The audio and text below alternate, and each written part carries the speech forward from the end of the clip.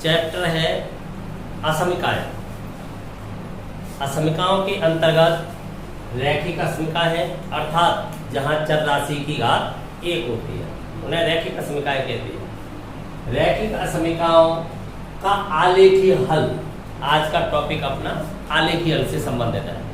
इससे पहले हम असमिकाओं का हल ज्ञात करना सीख चुके हैं, परंतु अब हल आलेख के माध्यम से फाइल करेंगे। तो आलेखीय हल के लिए आपको असमिका दी गई होगी। असमिका एक चरीय हो सकती है, द्विचरीय हो सकती है, जिसके अंतर्गत एक ही चर राशि अंतर्विष्ट है उसे एक चरीय, दो चर राशि अंतर्विष्ट है तब वो दो चरीय कहलाती है। तो देखिए दो चरीय असमिका का जो व्यापक रूप है वो इस प्रकार से है, ax plus by plus c। ये द्विचरीय असमिका का व्यापक रूप है। यदि इसमें x का गुणांक 0 हो जाता है तब ये एक चरीय रह जाएगी, y में रह जाएगी। y का गुणांक 0 हो जाता है तो x में रह जाएगी, तो एक चरीय बन जाएगी। व्यापक रूप ये है। इसके साथ लेस देन और इक्वल ये चिन्ह हो सकता है आपका, अथवा इस चिन्ह के स्थान पर आप इसमें से ये चिन्ह भी प्राप्त कर सकते हो, ये चिन्ह भी मिल सकता है और आपको ये चिन्ह भी मिल सकता है। व्यापक रूप मैंने एक चिन्ह में व्यक्त कर दिया, इनमें से कोई भी चिन्ह यहाँ पर हो सकता है। तो ये व्यापक रूप है रैखिक असमिका के द्विचरीय होने का। अब हमें इसके लिए आलेख खींचना है। आलेख हम केवल रेखाओं के खींच सकते हैं। रेखाओं के आलेख खींचना हमने कक्षा 8 में ही सीख लिया है।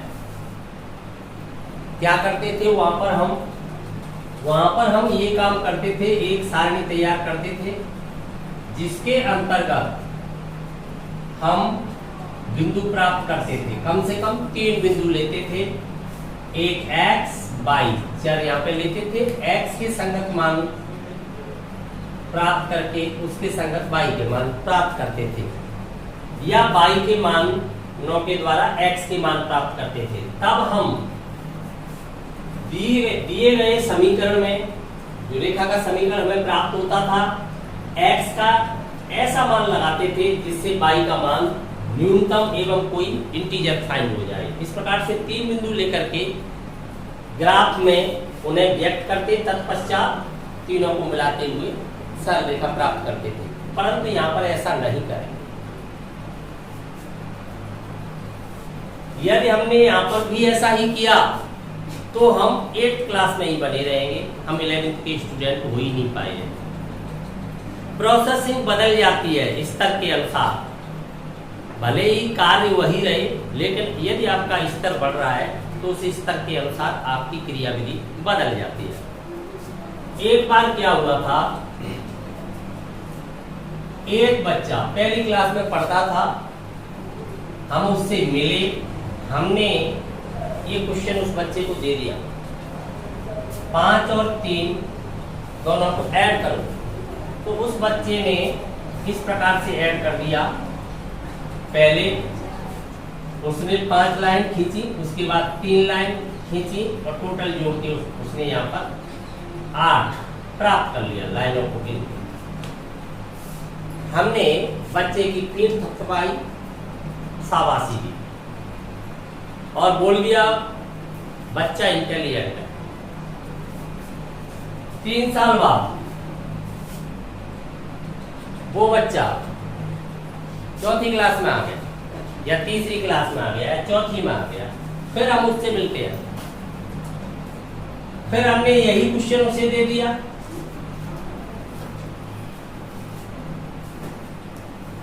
तो बच्चे ने इस क्वेश्चन को इसी प्रकार से सॉल्व करके फिर आंसर 8 लिख दिया। हमने कहा बच्चा कमजोर है गणित में, जबकि वहां पर उपस्थित व्यक्तियों ने देखा आंसर सही आ रहा है, लेकिन गणित के अनुसार हमने आकलन किया और हमने कहा बच्चा कमजोर है। तो एक दूसरा बच्चा इसको इस प्रकार से कर पाता है उसने इसको ऐड करने के लिए 5 के आगे गिनना शुरू कर दिया, 6, 7, 8, इस प्रकार से उंगलियों पे गिन के 8 लिख दिया। हमने पीठ थपथपाई, शाबाशी दी और बोला बच्चा इंटेलिजेंट। तीसरी बार फिर हमारा दौरा होता है, उस बच्चे के पास फिर जाते हैं हम, जब तक बच्चा 3 क्लास और आ गया, बढ़ के 8वीं क्लास में मान लीजिए आ गया, आप तो ये मान लें 8वीं में आ गया। फिर हमने यही क्वेश्चन दे दिया, फिर उस बच्चे ने देख लिया पीठ थपथपाई है, इसका मतलब शाबाशी तभी मिलेगी जब हम ऐसे ऐड कर देंगे। तो उस कमजोर कहा था उस बच्चे ने फिर ऐसे गिनना शुरू कर दिया, 6, 7, 8। हमने फिर बोला बच्चा कमजोर है। अब उसके घर वाले बोले बच्चा कमजोर कैसे है, बच्चे ने तो ऐसे गिना है, आपने उस बच्चे को शाबाशी दी थी, आप इसको कमजोर क्यों बोल रहे हो। फिर उस बच्चे को बुलाया दूसरे वाले को, उससे कहा ऐड करो। तो उस बच्चे ने ना उंगलियों पे गिना, ना कोई लाइन खींची, सीधा जवाब दिया। हमने क्वेश्चन किया 5 और 3 ऐड करने पर क्या फाइंड होगा, बच्चा बोला 8। हमने पीठ थपथपाई, शाबाशी दी, बच्चा इंटेलिजेंट। जबकि आंसर तो हर स्थिति में समान था, लेकिन यहाँ पर वर्किंग रूल बदल गया था, क्रिया विधि बदल रही थी स्तर के अनुसार। अगर वो फर्स्ट क्लास का स्टूडेंट है तो इस प्रकार से कर रहा है, इट मींस इंटेलिजेंट है। अगर वो 3rd क्लास में आ गया है फिर इस प्रकार से कर रहा है तो उसका आंसर तो सही है, परंतु उसका स्तर मेंटेन नहीं हो रहा है, वर्किंग रूल सही नहीं है। आप भी दूध पीते हो, छोटा बच्चा भी दूध पीता है, पीते तो दोनों ही दूध है, लेकिन वो निपल से पिए तो कोई नहीं हंसता। आप निपल से पियोगे तो जमाना हंसेगा, क्योंकि आप 11th के स्टूडेंट हो। जब भी दूध तो पिया जा सकता है, दूध पीने का कार्य तो दोनों ही स्थिति में हो रहा है, लेकिन वर्किंग रूल आपके स्तर का यूज नहीं हो रहा। तो यहाँ इस बात का ध्यान रखा जाता है, जिस स्तर पे क्वेश्चन को सॉल्व कर रहे हो वर्किंग रूल उसी स्तर का प्ले होना चाहिए। तो आप इस प्रकार से ड्रॉ नहीं कर सकते आप, जबकि आंसर तो आ जाएगा इस प्रकार से भी, लेकिन आंसर लाना अपना उद्देश्य नहीं है, स्तर को मेंटेन करना अपना उद्देश्य है, प्रोसेसिंग फास्ट करना अपना उद्देश्य है। अन्यथा 2G से काम चल रहा था, क्या आवश्यकता थी 3G की, क्या आवश्यकता थी 4G की, 5G तक पहुंच गए, न जाने कितने G तक पहुंच जाए। लेकिन ये सब क्यों किया जा रहा है, कार्य तो वही हो रहा है, काम तो वही हो रहा है, केवल स्तर बढ़ाया जा रहा है, प्रोसेसिंग बढ़ाई जा रही है, वहां पर आपकी टाइम लिमिट को कम किया जा रहा है। जो अधिक समय में कार्य हो रहा है उसको कम समय में करने की कोशिश की जा रही है। तो ठीक शिक्षा के अंतर्गत भी भले ही आपका चैप्टर वही रहा जो 3री क्लास में था, अगर वही आपका चैप्टर 11th में आ जाता है तो वर्किंग रूल बदल जाएगा, उसका स्तर बदल जाएगा। तो यहाँ पर भी हम रेखाएं खींचेंगे, परंतु इस प्रकार से नहीं खींचेंगे, सिस्टम बदल जाएगा और हम फास्ट कर देंगे वर्किंग रूल। किस प्रकार से, आइए जानते हैं। देखिए, सबसे पहला काम अपना क्या होगा, जो असमिका हमें प्राप्त हो रही है उसके करस्पॉन्डिंग संगत एक इक्वेशन फाइंड करें। इक्वेशन जैसे ये असमिका प्राप्त हो रही है आपको, फॉर एग्जाम्पल यही असमिका है, तो इसके संगत समीकरण लिखें, असमिका के संगत समीकरण। जो असमिका दी है उसके संगत समीकरण प्राप्त करें। तो संगत समीकरण प्राप्त करने के लिए अगर इन चारों चिन्हों में से आपको कोई भी चिन्ह वहां पर प्राप्त हो रहा है, तब लेस या ग्रेटर का चिन्ह आपको हटा देना है, उसके स्थान पर आपको इक्वल का चिन्ह लगा लेना है। क्लियर? आप सोच रहे होंगे इन दोनों के साथ तो इक्वल होता है, इसलिए लेस और ग्रेटर हटा देंगे, इक्वल को रख लेंगे। इनके साथ तो इक्वल है ही नहीं, भले ही इनके साथ इक्वल नहीं है, आप इनको हटाइए, चारों में से कोई भी हो इक्वल लगाइए, संगत समीकरण आपको प्राप्त हो जाएगा। क्योंकि आलेख केवल रेखाओं के खींचे जाते हैं किसी भी तल में, प्लेन समतल कहते हैं, शॉर्ट फॉर्म में हम तल कहेंगे। तल और समतल अलग नहीं है, एक ही है। तो किसी भी प्लेन के अंतर्गत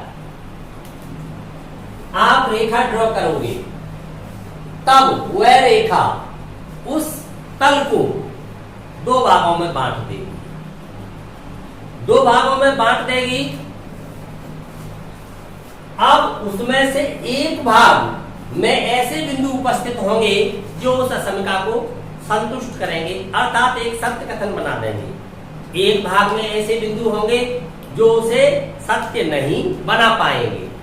तो जिस भाग वाले बिंदु असमिका को सत्य कथन बना देते हैं, वह भाग असमिका का हल क्षेत्र कहलाएगा। अर्थात वह भाग जिसके अंतर्गत वो बिंदु उपस्थित हैं, जिन बिंदुओं के द्वारा दी गई असमिका एक सत्य कथन बन जाती है, वो क्या कहलाता है? सॉल्यूशन रीजन कहलाता है, उसका हल क्षेत्र कहलाता है, जिसके अंतर्गत एक साथ असंख्य बिंदु उपस्थित होंगे। तल क्या है? असंख्य बिंदु है तल के अंतर्गत। क्लियर हो गई ये बात? परंतु उसी स्थिति में हम देखेंगे रेखा पर भी तो असंख्य बिंदु होते हैं। रेखा की डेफिनेशन में जाएं तो रेखा की डेफिनेशन ये है, चौड़ाई रहित लंबाई में असंख्य बिंदुओं का कलेक्शन क्या होती है? रेखा होती है। यहां पर बात स्ट्रेट लाइन की कर रहा हूं, सरल रेखा की कर रहा हूं, वक्र रेखा की नहीं कर रहा।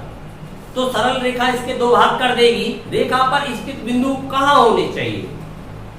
यह भी प्रश्न रहता है। एक ओर के भाग में वह बिंदु हो जाएंगे जो उसके हल क्षेत्र में है, एक ओर का भाग उसका हल क्षेत्र नहीं होगा। एक ही अर्ध तल होगा, दो तल, एक तल को जब दो भागों में बांट दिया जाएगा तो दो अर्ध तल प्राप्त होंगे। तो दो आपको सेमी प्लेन फाइंड हो जाएंगे, अर्ध तल प्राप्त हो जाएंगे। तो एक अर्ध तल में वो बिंदु है जो उसे सत्य बना रहे हैं, एक में वो बिंदु है जो उसे सत्य नहीं बना रहे हैं, तो वो सत्य वाले हल क्षेत्र में आ जाएंगे। परंतु जो बिंदु रेखा पर है वो कहां जाएंगे?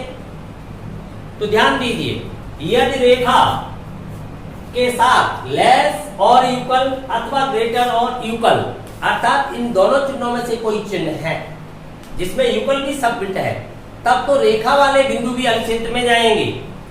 परंतु केवल ये दो चिन्हों वाली असमिकाएं हैं, लेस अथवा ग्रेटर, इक्वल वाली नहीं है, तब रेखा वाले बिंदु हल क्षेत्र में सबमिट नहीं किए जाएंगे, केवल उस अर्ध तल के बिंदु ही रह जाएंगे। ये बात भी कंफर्म हो गई। अब समस्या यह रह जाती है कि हम रेखा किस प्रकार से खींचे। तो ये समस्या तो कक्षा 8 में ही हल हो गई थी, परंतु केवल हमें स्तर को मेंटेन करना है, प्रोसेसिंग को फास्ट करना है। यदि हम उसी स्तर पर छोड़ दें काम तो हो जाएगा, परंतु वो कक्षा 8 के स्तर से होगा। तो कैसे करें प्रोसेसिंग फास्ट, जान लेते हैं।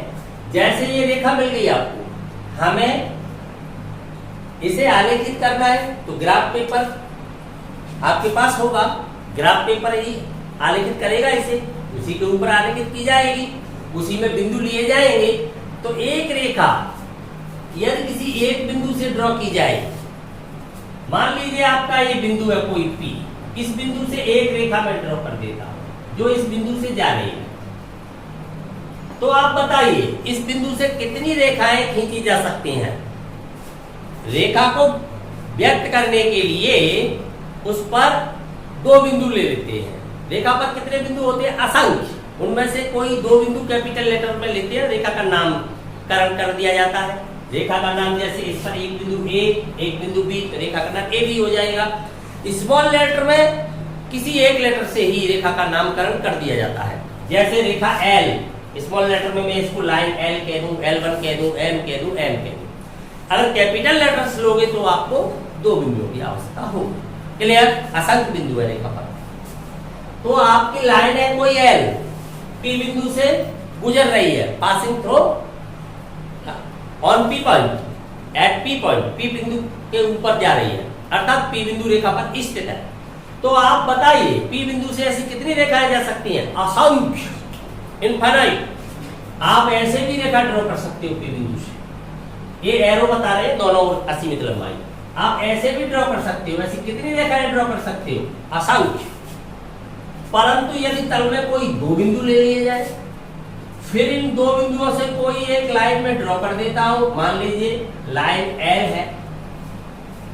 अब आपसे मैं कहता हूं इन दो बिंदुओं से, मान लीजिए एक बिंदु आपका P है, एक बिंदु आपका Q है, तो आप ऐसी कितनी रेखाएं खींच सकते हो जो इन दोनों बिंदुओं से गुजरे? क्या आपके पास कोई दूसरी रेखा का अस्तित्व है जो इनसे गुजर सकती है? नहीं। तो आपने देखा है हैंगर जिस पे आप कपड़े टांगते थे, कितने पेच लगाए जाते हैं उसके अंतर्गत? 2। क्यों लगाए जाते हैं? क्योंकि अगर एक पेच लगा दोगे तो वो घूमेगा, एक पेच लगा दोगे बीच में और आप इधर कपड़े टांगेंगे तो इधर घूम जाएगा, उधर टांगेंगे उधर घूम जाएगा। लेकिन जब दो पेच लगा दिए, अब नहीं घूम सकता, यूनिक फॉर्म में आ गया, अद्वितीय हो गया, वो यूनिक फॉर्म में आ गया। तो दो बिंदुओं से केवल और केवल एक ही रेखा गुजर सकती है, दूसरी कदापि नहीं गुजर सकती। क्लियर हो गई ये बात? यूनिक फॉर्म में आ जाती है। तो रेखा को ड्रॉ करने के लिए हमें कम से कम कितने बिंदुओं की आवश्यकता होगी? 2 बिंदुओं की। जब तक हमारे पास रेखा पर स्थित 2 बिंदु नहीं होंगे, तब तक हम किसी भी रेखा को ड्रॉ नहीं कर पाएंगे। ये बात हम समझ चुके। अब प्रश्न ये उठता है, क्या 2 से अधिक बिंदु प्राप्त होंगे तब रेखा खींची जा सकती है? बिल्कुल खींची जा सकती है। मैंने ये कहा कम से कम 2 बिंदु चाहिए, एटलीस्ट 2 पॉइंट। वहां पर हम 3 बिंदु लेते थे, हमें आवश्यकता नहीं है। अब काम केवल 2 बिंदुओं से ही हो सकता है। प्रोसेसिंग को हमने फास्ट कर दिया है, इसलिए हम न्यूनतम पर अपने वर्क को करेंगे। न्यूनतम है, 2 बिंदु से नीचे हमारा काम नहीं चल रहा है। यदि हमारा काम 1 बिंदु से चल जाता तो हम 2 नहीं लेते। समझ में आ रही है बात? तो हमें 2 बिंदुओं की आवश्यकता होगी किसी भी रेखा को खींचने के लिए, उस पर 2 बिंदु हमें चाहिए। प्रश्न ये उठता है, लेकिन ऐसा भी हो सकता है कि रेखा पर एक बिंदु और रेखा ड्रॉ हो जाए, यूनिक फॉर्म नहीं होगी तब तक ड्रॉ नहीं हो सकती है। अद्वितीय होगी, पता चल जाएगा यही रेखा है, तभी तो ड्रॉ हो सकती है। जब यही नहीं पता चलेगा कौन सी वाली रेखा है, तो खींच नहीं सकते। तो रेखा की विभिन्न स्थितियों को जानते हैं। आपको पता है किसी तल में कोई भी रेखा मैं ड्रॉ कर दूंगा तो वो इसके 2 भाग कर देगी बराबर के। 2 भाग कैसे कर देगी? आप सोच रहे होंगे 2 भाग कैसे कर देगी? रेखा तो अनंत में जाती है, तो तल भी अनंत में होता है। जिस तल के अंतर्गत कोई रेखा ड्रॉ कर रहे हैं, रेखा हमें पता है कि रेखा की लंबाई असीमित होती है, तो तल सीमित कैसे हो सकता है? अगर तल सीमित है तो रेखा कैसे ड्रॉ की जा सकती है उसमें? तो तल भी असीमित होता है। क्लियर? तो असीमित तल के अंतर्गत एक रेखा खींची जाती है तो उसके 2 भाग कर देती है, एक हल क्षेत्र हो जाता है, एक उसका हल क्षेत्र नहीं होता है। एक बात तो हल क्षेत्र की बात बाद में समझेंगे, पहले ये समझे रेखा को ड्रॉ कैसे करेंगे, आलेख पर कैसे लाएंगे। तो रेखा की विभिन्न स्थितियों को जानते हैं हम बारी बारी से। यहाँ पर 3 अचर राशियां हैं, A, B व C। तीनों कैसी राशियां हैं? कोई भी रियल नंबर है, अचर राशियां हैं, वास्तविक संख्याएं हैं। X और Y चर राशियां हैं, इसलिए ये 2 चर राशियां हैं यहाँ पर। क्लियर? अब तुमसे ये कह दिया जाए A और B दोनों का मान 0 हो जाए, तो ये असमिका आपकी चरांक ही नहीं रहेगी। अर्थात इसके संगत जो समीकरण लोगे वो समीकरण आपको फाइनली होगा। समीकरण की परिभाषा है, उसके अंतर्गत कम से कम एक चर राशि अवश्य अंतर्विष्ट होनी चाहिए। तो ऐसा कभी हो नहीं सकता कि दोनों एक साथ 0 हो जाए A और B। ये कंडीशन कभी भी यहाँ पर उत्पन्न नहीं की जा सकती। क्लियर? दोनों एक साथ 0 नहीं हो सकते। A और B दोनों एक साथ 0 हो नहीं सकते, परंतु कोई एक 0 तो हो सकता है। तो मैं बारी बारी से कंडीशन लगा रहा हूँ। पहले आपको रेखाओं की स्थिति बता देता हूँ। रेखा कितनी स्थितियों में खींची जाती है? या तो रेखा बाई अक्ष के पैरेलल खींच सकते हो आप, या कोई रेखा एक्स अक्ष के पैरेलल खींच सकते हो। ये आपका एक्स अक्ष, ये बाई अक्ष। कोई भी रेखा एक्स अक्ष के पैरेलल होगी तो या तो x से नीचे की ओर या ऊपर की ओर। y का मान नेगेटिव है, नीचे की ओर हो जाएगी, y का मान पॉजिटिव है, ऊपर की ओर हो जाएगी। अगर y x के पैरेलल जा रही है तो या तो बाईं ओर या फिर दाईं ओर जाएगी। x का मान नेगेटिव फाइंड हो रहा है, बाईं ओर चली जाएगी, पॉजिटिव में आ जाएगी, दाईं ओर चली जाएगी। क्लियर। एक रेखा ऐसे भी हो सकती है जो ना y अक्ष के समांतर ना x अक्ष के समांतर, फिर वो कैसे जा सकती है? तो ध्यान देंगे यहाँ पर, मान लीजिए कोई रेखा इस प्रकार से चली गई। अब ये न तो x अक्ष के समांतर है न y के समांतर है। x अक्ष के समांतर होने के लिए उसकी डिस्टेंस सदैव क्या होनी चाहिए? y से बराबर रहनी चाहिए। y से यानी x से समान रहनी चाहिए, x अक्ष के समांतर है, y से समांतर है तो y के समान रहनी चाहिए। तो बताइए ये रेखा को क्या कहा जाए? इसको क्या कहते हैं? Horizontal line. इसको कैसी लाइन कहते हैं? हॉरिजॉन्टल, अर्थात क्षैतिज। ये रेखा कहलाती है क्षैतिज रेखाएं। जो रेखाएं x अक्ष के पैरेलल होती हैं वो सभी क्या कहलाती हैं? क्षैतिज। जो y अक्ष के पैरेलल हो तो x भी एक रेखा है, अक्ष भी तो स्वयं एक रेखा है, तो x अक्ष भी तो क्षैतिज रेखा है। जो y अक्ष के पैरेलल हो जाए उन सभी को कहते हैं वर्टिकल लाइन। ये कहलाती है वर्टिकल लाइन, ऊर्ध्वाधर। वो ऊर्ध्वाधर रेखाएं कहलाती हैं। तो जो रेखाएं न तो x के न y के ही समांतर होती हैं उन सबको कहा जाता है नॉन वर्टिकल लाइन। ये नॉन वर्टिकल लाइन है, अर्थात ऊर्ध्वेत्तर। ये ऊर्ध्वेत्तर रेखाएं कहलाती हैं। कैसी कहलाती हैं? ऊर्ध्वेत्तर रेखाएं कहलाती हैं। इन तीनों प्रकारों के अलावा कोई प्रकार नहीं होता है। अगर किसी समतल में रेखा खींचोगे तो वो या तो क्षैतिज होगी या ऊर्ध्वाधर होगी अथवा ऊर्ध्वेत्तर होगी। एक प्रकार की अवश्य होगी, और प्रकार हो ही नहीं सकता। हमें कैसे पता लगेगा रेखा क्षैतिज है, ऊर्ध्वाधर है अथवा ऊर्ध्वेत्तर है? तो पता करते हैं बारी बारी से। पहली स्थिति समझे, a = 0, b ≠ 0, c ≠ 0। तब जो रेखा प्राप्त होगी, यहाँ पर x का गुणांक 0 हो चुका है, x का मान कुछ भी लगाए कोई प्रभाव नहीं पड़ेगा, y की वैल्यू वही बनी रहेगी। अर्थात आपको by + c = 0 ये प्राप्त होगा। इसके द्वारा y की वैल्यू -c/b प्राप्त हो जाएगी। x की वैल्यू आप कुछ भी लगाते रहिए, y की वैल्यू वही बनी रहेगी जो प्राप्त हो रही है। क्लियर। तब आपकी रेखा कैसे चली जाएगी? x अक्ष के समांतर रेखा हो जाएगी आपकी, x अक्ष के समांतर। जैसे y = आ गया आपका 5, y = 5 कहां पर? 0 पर। जब x 0 ले रहा हूं, x पर 1 ले रहा हूं तब भी 5, 2 ले रहा हूं तब भी 5, x की वैल्यू कितनी भी ले लूं 5 रहेगा। तो समान दूरी पर चलने लग गई x अक्ष से ऊपर की ओर। यदि ये वैल्यू आपकी नेगेटिव प्राप्त होती है, b और c के मान पर निर्भर करेगा कैसी प्राप्त होती है। नीचे की ओर आ गया तब भी x अक्ष के पैरेलल चलने लगेगी। तो हम समझ गए, जिस रेखा के समीकरण के अंतर्गत x वाला पद नहीं दिखाई देगा, केवल y वाला पद होगा और कोई अचर पद होगा, तब इस रूप की होगी रेखा, तो वो कहा जाएगी? x अक्ष के समांतर ड्रॉ कर ली जाएगी। क्लियर। तो इस स्थिति में हम देख रहे हैं केवल एक ही बिंदु की अवस्था हो रही है। y = x का मान अपनी मर्जी से हम कुछ भी ले सकते हैं, रेखा ड्रॉ हो जाएगी आपकी। x = 5 ड्रॉ करनी है, ये ड्रॉ हो गई। y = 5, y नेगेटिव आ रहा है -2, तो ये ड्रॉ हो जाएगी। इस प्रकार से पहली कंडीशन। दूसरी कंडीशन देखिए आप, ऐसा हो सकता है आपका a ≠ 0, a 0 नहीं हो, b = 0 एंड c ≠ 0। आपको ऐसी स्थिति प्राप्त हो सकती है। कम से कम एक अशून्य होना चाहिए, a और b में कम से कम एक अशून्य होना आवश्यक है। समझ गए ना?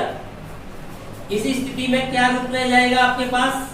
ax + c = 0 ये रूप प्राप्त होगा। इससे आपको x की वैल्यू फाइंड हो जाएगी -c/a। क्लियर? तब x का मान यही बना रहेगा, y का मान कितना भी घटाते रहिए बढ़ाते रहिए। x इक्वल एक पॉजिटिव है तो वही वैल्यू बनी रहेगी y से, इधर नेगेटिव है तो वही वैल्यू या तो बाएं या तो y अक्ष के बाएं या दाएं समांतर जाएगी। क्लियर? तो ये रेखा कैसी हो जाती है? y अक्ष के समांतर, y अक्ष के समांतर जा सकती है। कन्फर्म? तीसरी स्थिति देखें, दोनों एक साथ जीरो हो नहीं सकते हैं ए और बी। अब ऐसा भी हो सकता है, जैसे मान लीजिए A is not equal zero, B is not equal zero. भाई कम से कम एक अशून्य होना चाहिए। तो हमने यहाँ पर देखा इस स्थिति में ए आपका जीरो हुआ तो बी अशून्य हुआ, ए अशून्य हुआ, ए और बी दोनों शून्य हो सकते हैं। सी इक्वल जीरो हो गया। हमने पहले एक एक को जीरो किया है, पहले हमने ए को जीरो लिया है, फिर हमने बी को जीरो लेके देखा है, अब हम सी को जीरो लेके देखें। तब रेखा का रूप आपके पास रह जाएगा ax प्लस by इक्वल 0। ये प्राप्त हो। क्लियर? यहां पर हम देख रहे हैं रेखा को मूल बिंदु संतुष्ट कर रहा है। कोई बिंदु रेखा पर स्थित है तो उसे सत्य बना देता है, सत्य बना देगा, लेफ्ट इक्वल राइट कर देगा। यदि मैं 0 0 से इसे संतुष्ट कराऊं, बिंदु का त्रिविमीय गुणक होता है इस प्रकार से। मूल बिंदु ये हो गया आपका, x के स्थान पर 0, y के स्थान पर 0 इसमें रख दूं तो ये भी 0, ये भी 0, तो 0 इक्वल 0 सत्य हो गया। तो अर्थात मूल बिंदु से गुजर रही है, तब रेखा कहां से गुजरेगी? मूल बिंदु से गुजरेगी। तो ये रेखा कहां से गुजर जाएगी? आपकी मूल बिंदु से गुजरेगी। ये रेखा मूल बिंदु से जाती है। क्लियर? तो आपकी रेखा मूल बिंदु से चली जाएगी। चौथी स्थिति देखिए, और क्या हो सकता है? तो ये रेखा मूल बिंदु से जा रही है, ये रेखा आपकी समांतर जा रही है अक्षों के, और भी कोई स्थिति आपके पास है। अब एक स्थिति बचती है कि हम यहां पर क्या कर रहे हैं, सी के साथ एक को जीरो लूंगा। अब 2 जीरो लो, अभी मैंने एक एक जीरो किया है, अब मैं 2 जीरो ले रहा हूं। तब मैंने ए को जीरो ले लिया, B not equal zero and C zero ले लिया। तब देखिए रेखा का रूप कैसा रह जाता है आपके पास, बी बाई इक्वल जीरो, यही रह जाएगा ना। इससे क्या फाइंड होगा आपको? By equal zero, be constant है, जीरो में चला जाएगा। बाई इक्वल जीरो, ये कौन सी रेखा है? y इक्वल 0, अर्थात y की वैल्यू 0 है। x की वैल्यू आप कुछ भी लगाइए, y की वैल्यू तो 0 ही रहेगी।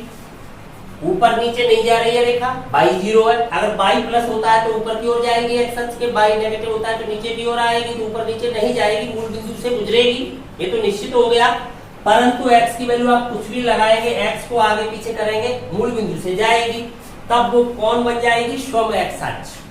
तब रेखा क्या होगी? स्वयं x अक्ष, क्योंकि हमें पता है x अक्ष पर स्थित प्रत्येक बिंदु की कोटि 0 होती है, अर्थात y निर्देशांक का मान 0 होता है।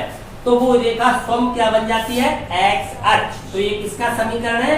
x अक्ष का। y इक्वल 0 किसका समीकरण होता है? x अक्ष का, क्योंकि x अक्ष भी तो एक रेखा है। क्लियर हो गई ये बात? अब आप 5वीं स्थिति देखिए। चलो ये चित्र यहां से हटा देता हूं।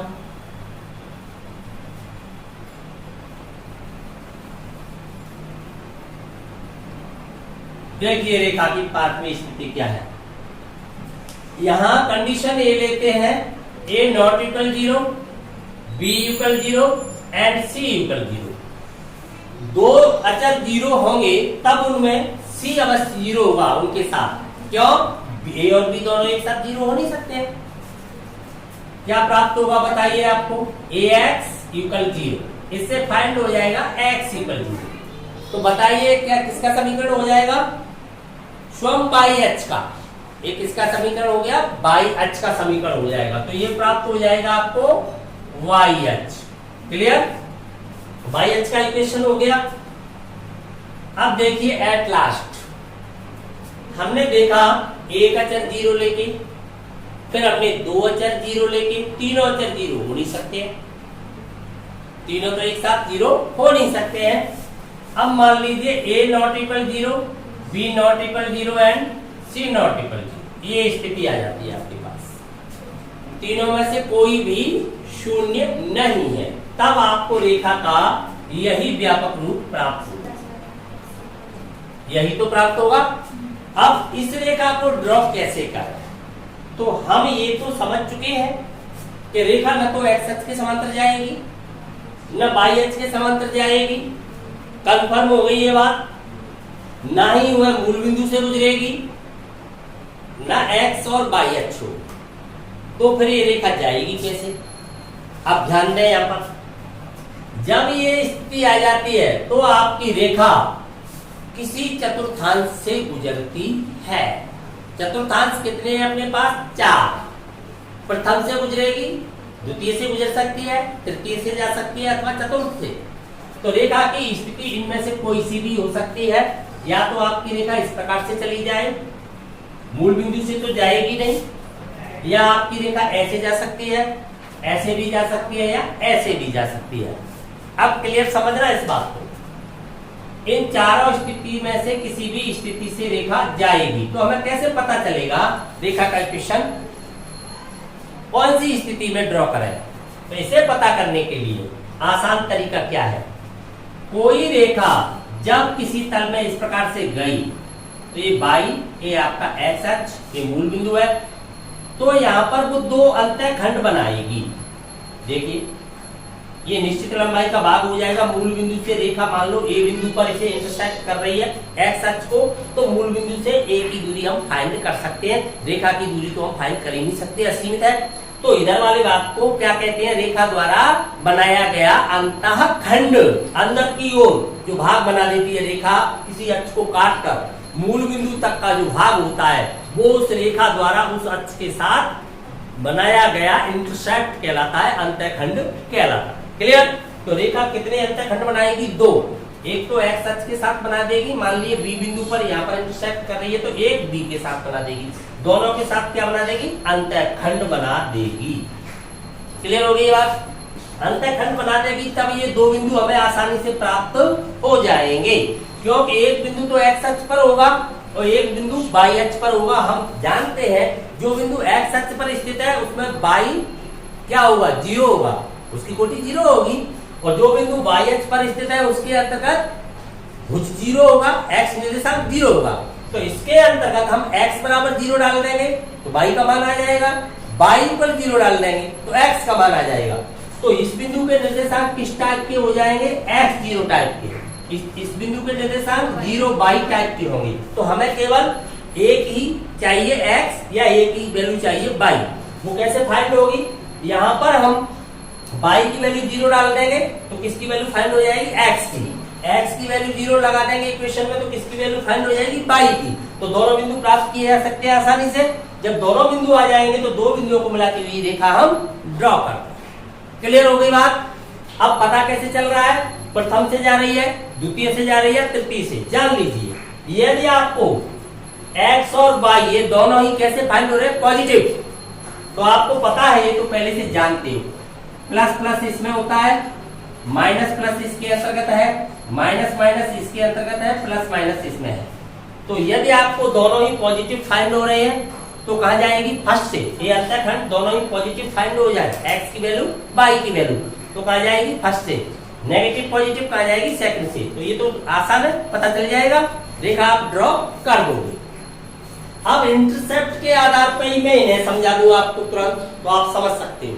कोई रेखा अगर आप अंतःखंड जान गए हो तो क्या स्थिति होगी? जो रेखा x और y के समांतर जाती है किसी भी अक्ष के, वो केवल एक अंतःखंड बनाती है। वो कितने अंतःखंड काटती है? एक अंतःखंड काटती है। और जो रेखा आपकी किसी चतुर्थांश से जाती है जिसके अंतर्गत एक भी शून्य नहीं हो, a b c में से एक भी शून्य नहीं हो, वो कितने अंतःखंड काटती है? दो अंतःखंड काट सकती है, एक अंतःखंड काट सकती है। ऐसा भी हो सकता है एक भी अंतःखंड नहीं काटती। तो जानिए अंतःखंड के आधार पर, यहाँ हमने देखा एक अंतःखंड काट रही है, समझ गए ना? जो रेखा आपकी एक्स अक्ष के समांतर जा रही है, एक्स अक्ष के समांतर चल रही है, वो किसके साथ अंतःखंड बनाएगी? बाई अक्ष के साथ, या तो ऊपर की ओर धनात्मक या ऋणात्मक। क्लियर? जो रेखा आपकी बाई अक्ष के समांतर जा रही है वो किसके साथ अंतःखंड काटेगी? एक्स अक्ष के साथ, या तो दाईं ओर प्लस का काट रही है तो नहीं तो बाईं ओर माइनस का। क्लियर होगी बात?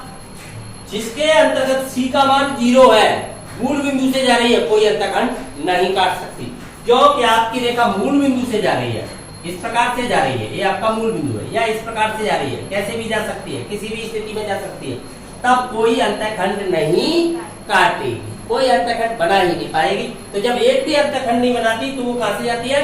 मूल बिंदु से जाती है। क्लियर? बात समझ में आ गई? अब आप इनको देखिए, एक्स अक्ष और बाई अक्ष को। एक्स अक्ष और बाई अक्ष ये तो आपके आयतीय तल का निर्माण ही करते हैं, तो इनके समीकरण तो आपको सीधे फाइंड होनी चाहिए, x = 0 y = 0।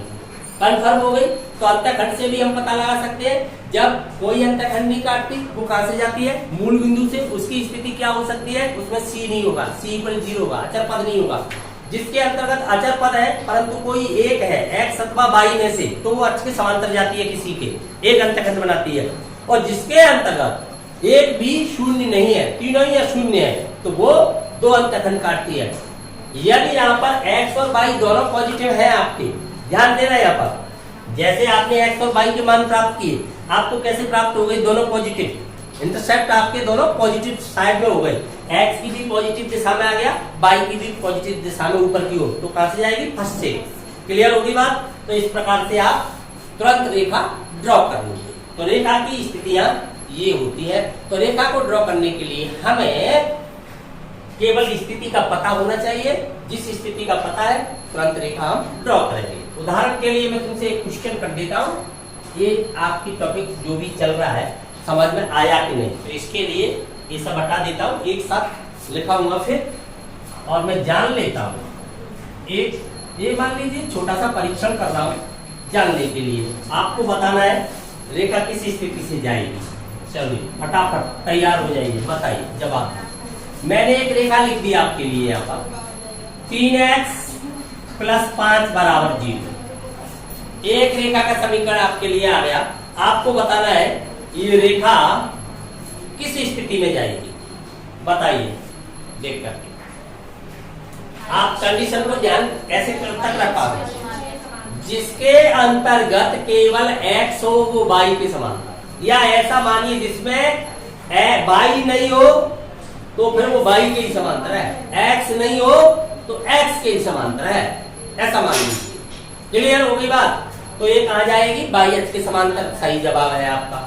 तो ये y अक्ष के समांतर गई, y के समांतर। अब एक और लिख देता हूं मैं, y - 3 = 0। बताइए अब ये रेखा कैसे जाएगी? x अक्ष के समांतर, राइट। अब मैंने यहाँ पर एक और समीकरण ले रहा हूं, x - y = 0। बताइए ये रेखा मूल बिंदु से जाएगी, राइट, सही आंसर है। ये मूल बिंदु से जाएगी, ये आपकी मूल बिंदु से गई। अब एक और समीकरण में लिखता हूं यहाँ पर, बताइए x + y + 1 = 0। बताइए ये रेखा किसी चतुर्थांश से जाएगी। क्लियर है ना बात? किसी चतुर्थांश से जाएगी। अब आपको पता करना है ये कहां से जाएगी, तो इसमें x = 0 डालिए, y का मान नेगेटिव आ रहा है, y = 0 डालिए तो x का मान भी नेगेटिव आ रहा है। तो बताइए किससे जाएगी? थर्ड से जाएगी। क्लियर बात समझ में आ गई? रेखा खींचना आसान हो गया आपके लिए। तो 8 वाला सिस्टम आपने फास्ट कर दिया, प्रोसेसिंग फास्ट होगी, आप रेखा ड्रॉ कर दोगे, तुरंत रेखा ड्रॉ कर दोगे, उसके बाद 2 अर्थतल प्राप्त हो जाएंगे, फिर उनमें से कोई एक हल क्षेत्र हुआ, तो ये बात आपको आगे समझाई जाएगी। आज की क्लास यहीं विराम देते हैं। क्लियर?